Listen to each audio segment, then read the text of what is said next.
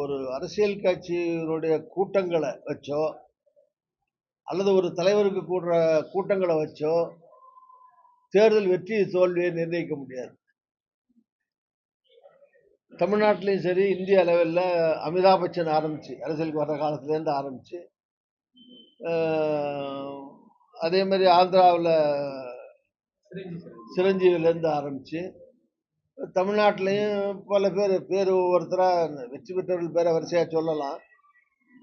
வெற்றி அடையாதவர்களுக்கு பல்வேறு காரணங்கள் அவளுக்கு இருந்திருக்கும். அதனால இப்போ நான் அவங்கள ஒவ்வொருத்தராக சொன்னேன்னா அவங்கள அது குறைவாக சொன்ன மாதிரி ஆகிடும்.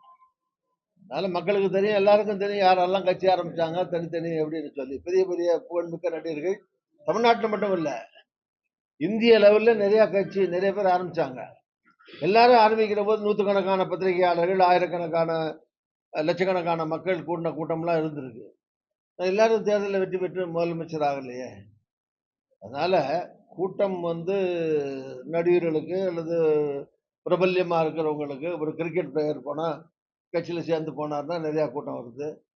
இப்ப பஞ்சாப்லயே நாங்க ஒரு கிரிக்கெட் பிளேயர் பிஜேபியில சேர்ந்தாரு. எதிர்காலத்துல சிஎம் வருவார்லாம் எதிர்பார்க்கப்பட்டது. அப்புறம் அவர் காங்கிரஸுக்கு வந்தாரு, போனாரு. சரி, அந்த மாதிரி கிரிக்கெட்டர், சினிமா ஹீரோஸ், இந்த மாதிரி பல பேர், பல பிரபல்யமானவர்கள் அரசியல் வரும்போது கூட்டங்கள் வருது. அது வேற விஷயம்.